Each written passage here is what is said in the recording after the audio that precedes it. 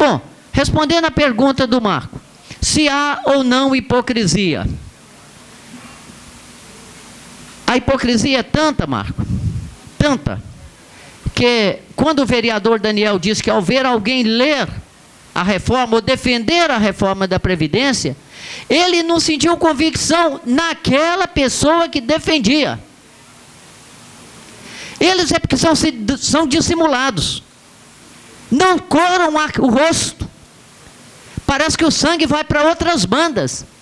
Porque se tivesse um pouquinho de vergonha na cara, com certeza teriam dificuldade de defender, de apresentar propostas dessa natureza. São maquiavélicos, são insidiosos, vamos dizer assim. Por quê? O que se está querendo contra o trabalhador brasileiro é justamente empobrecê-lo ainda mais e enriquecer na outra ponta aqueles que lá estão. É claro que nós sabemos que tem aposentadorias aí em tetos máximos, especiais. É claro que temos e sabemos, são muitas. Agora, o que nós temos que enfrentar é que para aqueles já está lá o direito adquirido, sim. Ainda há pouco, me parece que no dia 22, eu estava em São Paulo, num dos encontros, tipo esse nosso, aqui é uma audiência pública, lá era um encontro, por sinal um encontro de mulheres trabalhadoras do estado de São Paulo, e lá eu dizia, sem medo de errar, vereador, dizia, esta reforma da Previdência, nos moldes em que foi pensada, no molde que foi gestada, para ela ser perfeita. Mas, Frederico, perfeita, só faltou eles colocar lá que o auxílio reclusão, para adquirir o auxílio reclusão, não precisa qualidade de segurado, não precisa carência, e não precisa também de, o valor seria no teto de 100%, no teto máximo. Porque aí, quem sabe, pudesse beneficiar algum dos autores desta medida que está aí. Se fizessem isso, essa medida estaria perfeita, companheiro do Citracom. Infelizmente, eles esqueceram de pôr esse detalhe lá. Eu quero terminar, Marcos, dizendo, pode parecer velho, pode parecer antigo, vereador, mas velho e antigo não é. Vou citar aqui a expressão de Rui Barbosa, lá, anos e anos passado, mas que é muito atual. De tanto ver triunfar as nulidades, de tanto ver prosperar a desonra, de tanto ver crescer a injustiça, e esta é uma delas, de tanto ver agigantarem-se os poderes nas mãos dos maus, o homem chega a desanimar-se da virtude, a rir-se da honra e a ter vergonha de ser honesto. Por falar a palavra vergonha, a reforma da Previdência nos moldes e que apresentada é uma vergonha para esse país. Trabalhadores e trabalhadoras de Betim, que possamos vencer mais essa parada. Muito obrigado. Obrigado mais uma vez. Pessoal, nós vamos...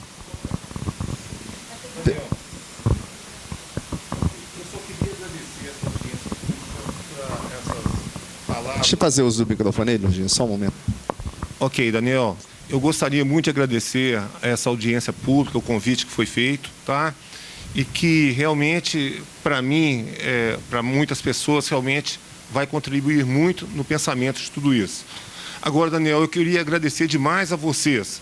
Como você mesmo disse, que vai fazer uma menção para mandar para os deputados federais, eu gostaria de acrescentar que realmente, se a gente pudesse também assinar essa moção, a população colocar na praça para a gente pegar isso aí também e de alguma forma ajudar, tá?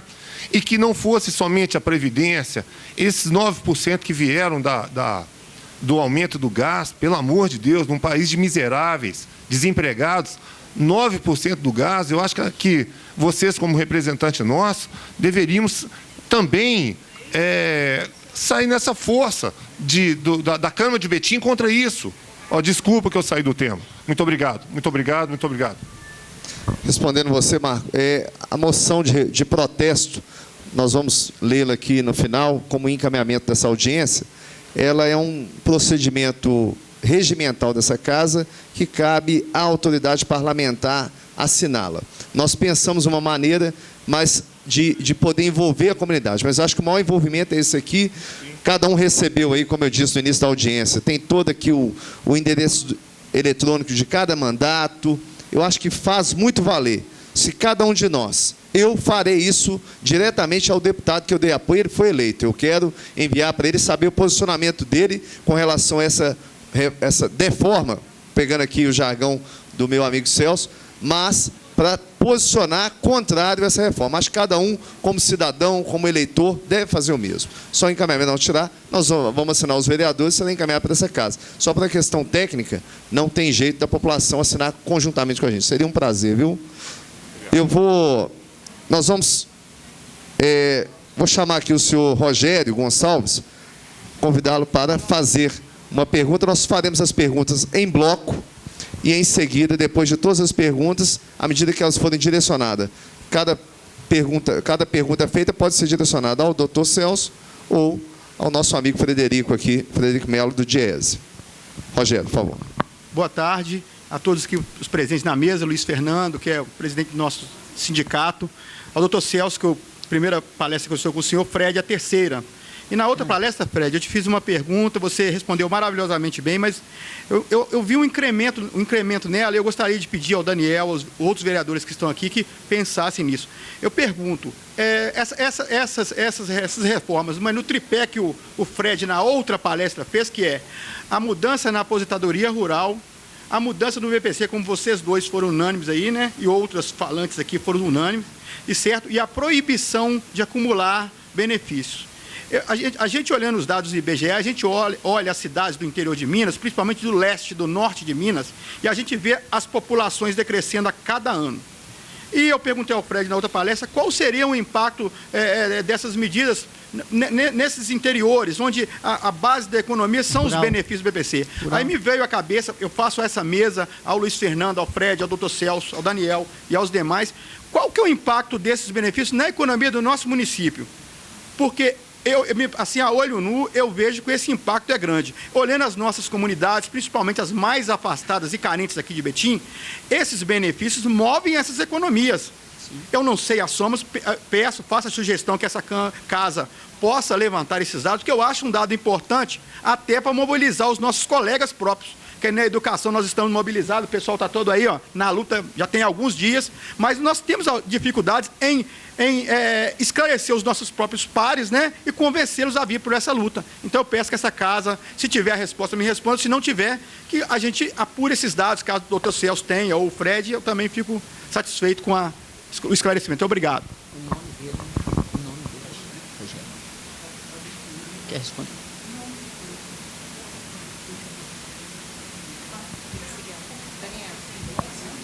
Vai sem bloco. Perdão aqui. Queria chamar Maria das Dores, a Dorinha.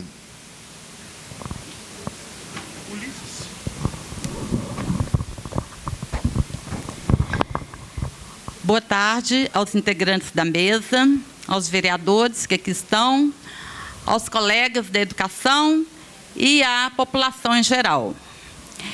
Eu quero a opinião, primeiro, parabenizar a explanação de vocês aqui, do Fred, do doutor Celso, muito boas, apesar da gente ficar muito triste, mas também tem que acender uma luz, né, da gente, de esperança, de luta dentro da gente. E eu quero saber de vocês o papel, por exemplo, desta Câmara, que cada vereador tem nesse momento do país, onde os governantes, ao mesmo tempo que eles querem fazer essa PEC da morte, que eu concordo que seja mesmo a PEC da morte, que vai gerar fome, desemprego, no país onde o desemprego está alarmante, onde as pessoas já estão dormindo muito, o aumento das pessoas que estão dormindo na rua aumentou gigantemente. Eu, particularmente, fui a BH à noite, um dia desse, e fiquei perplexa com quanta gente está dormindo na rua. E são pessoas, e não são mendigos de cabeça ruim e tal, são pessoas de até 50 anos, pessoas de 35 anos, que estão dormindo na rua porque não tem emprego. E como que vai ficar essas famílias depois desse desmonte, depois dessa reforma da Previdência? E não é só essa reforma, porque esse governo Temer, junto com essa classe política, com esses corruptos, com tanta corrupção que tem assolado o nosso país, não é só isso que basta. A reforma da Previdência é um dos pilares, mas a reforma trabalhista, a terceirização que já foi aprovada e que com certeza vai julgar milhares e milhares também de trabalhadores no desemprego, né? E, além disso, a educação, e sendo desviado, ao mesmo tempo, sendo desviado o dinheiro da educação, da saúde, do saneamento básico, da segurança.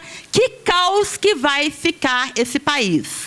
Onde será que vai ficar a nossa dignidade se nós não lutarmos agora, para evitarmos esse desastre ecológico, esse desastre humano, esse desastre emocional e psicológico que nós teremos?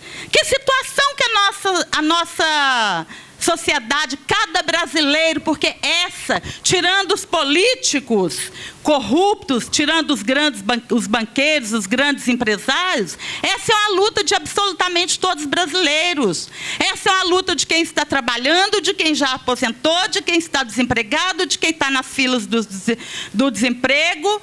Essa é uma luta absolutamente de todos os brasileiros. E aí tem nome, como foi falado aqui, teria colocado no auxílio reclusão. O problema é que a maioria desses políticos que fazem as reformas e que fazem a corrupção e que fazem desvios, eles não estão indo para a cadeia, né? Agora, cabe a nós lutarmos e fazermos a greve com as centrais sindicais, com todos os movimentos sociais, com os vereadores e com os deputados que estão do nosso lado. E esse é o momento que a Câmara de Vereadores, os vereadores que vão buscar lá nos bairros, nas igrejas, de pessoas como nós, o voto, tem que estar aqui nos representando essa classe que vai ser excluída, que vai ser derrotada se caso isso aconteça. E aí sim, essa classe que vota, porque não são os empresários que vão lá dar o confirma para esses vereadores, é a população. E aí, esses vereadores têm o compromisso de não ajudar e de não ficar no muro e cair para o nosso lado, para a nossa luta, porque senão eles serão derrotados junto com a gente. Então, eu gostaria... E aí tem um nome, que é o governo Temer, e que é todos os políticos que estão votando essas reformas. Gostaria que vocês falassem a respeito disso também. Obrigada, e mais uma vez, parabéns pela explanação, que foi muito interessante e ajudou a gente bastante. Perfeito. Obrigado, Maria das Dores. Gostaria de convidar também para fazer sua pergunta, Carlos Alexandre.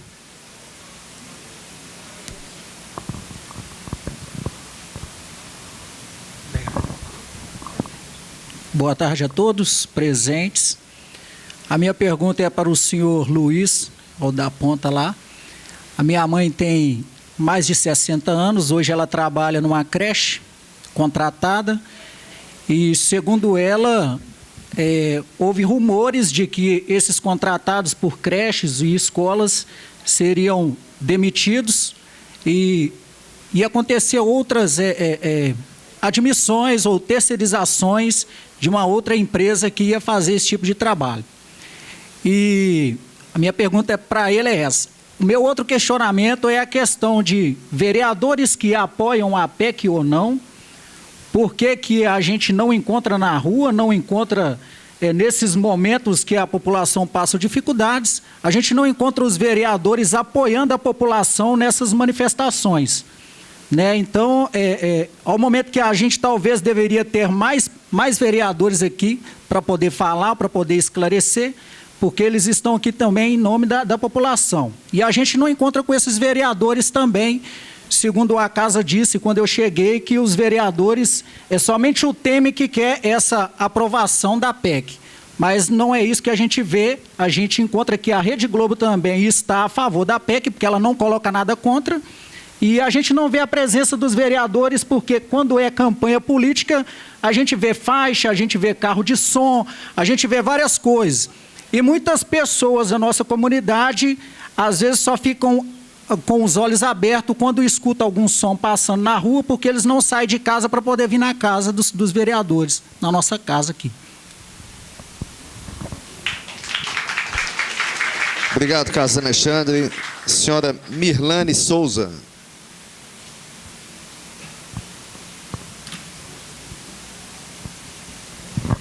Boa tarde a todos.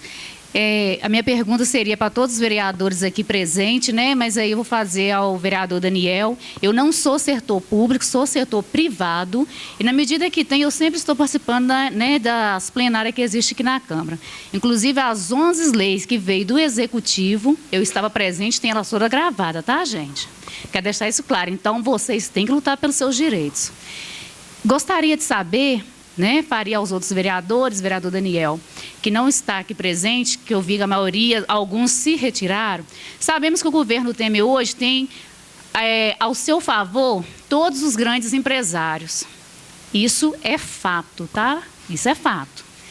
Então, sabemos também, então, uma vez que temos os grandes empresários apoiando, essa reforma, apoiando esse governo, a minha pergunta é o seguinte: como essa casa, o legislativo, hoje, vai se posicionar ao nosso executivo, ao majoritário, porque sabemos que a posição dele vai fazer toda a diferença, Eu vou falar enquanto município de Betim, mas sabemos que a posição dele também fará toda a diferença aí na luta contra essa reforma. E reafirma aí o que o Carlos Alexandre falou, estava presente aqui a Elza, o Palmério, o Claudinho, o Roberto da Quadra passou, foi embora, e... inclusive o seu Palmério é representante de servidores, tá, gente? Cobra dele as 11 leis que veio do Executivo. E hoje aqui na Câmara, sabemos que mais de 80% não se opõe ao Executivo. Não se opõe, tá? Ao majoritário. Então, gostaria de saber qual é a posição dessa Casa do Legislativo ao se posicionar ao majoritário. Como que será? Obrigado, Mirlane. Urgel Ribeiro.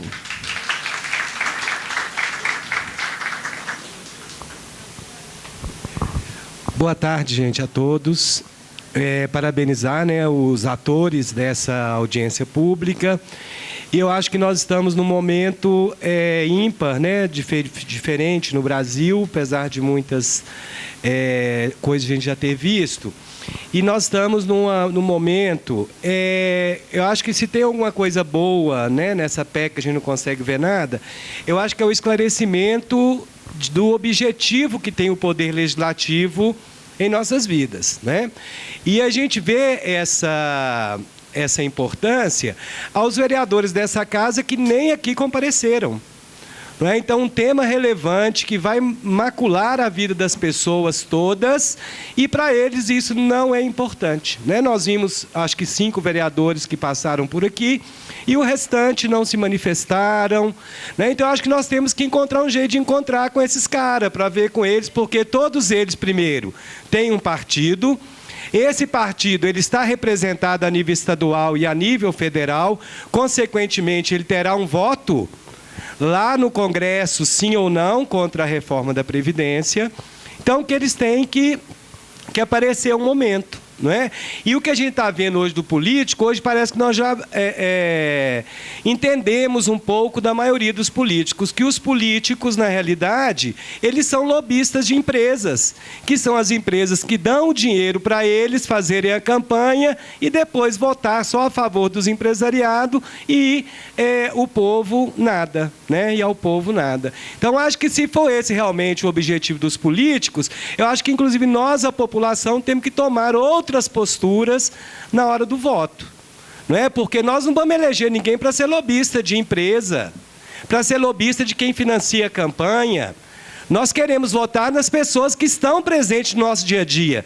Tudo vai acontecer em Brasília, mas o que vai acontecer em Brasília passa por aqui. Passa por aqui. E nós sabemos, né, que existem alguns partidos que a gente pode chamar de pais e mães da reforma da Previdência. Não é? Que é o PSDB, que é o DEM, que é o PMDB. Né? Onde estão esses partidos representados aqui nessa casa? Onde que eles estão? Tem vereadores desses partidos aqui a se manifestarem? Não é? Porque isso a gente já sabe, que desde que quando eles começaram a derrubar a presidente Dilma, era isso que eles queriam fazer. E aí fizeram a PEC 55, parece que essa casa não se mexeu, ou se mexeu foi favoravelmente à aprovação. Nós tivemos aqui em Betim um movimento, que foi o movimento da ocupação das escolas contra a reforma do ensino médio. Não apareceu. Parece que não foi aqui em Betim que aconteceu. A classe política não se informou, não procurou ir lá. A reforma do ensino médio foi aprovada. Não é? E isso vai trazer um retrocesso à educação que nós, né, não conseguimos nem compreender ao certo. A gente só sabe, inclusive,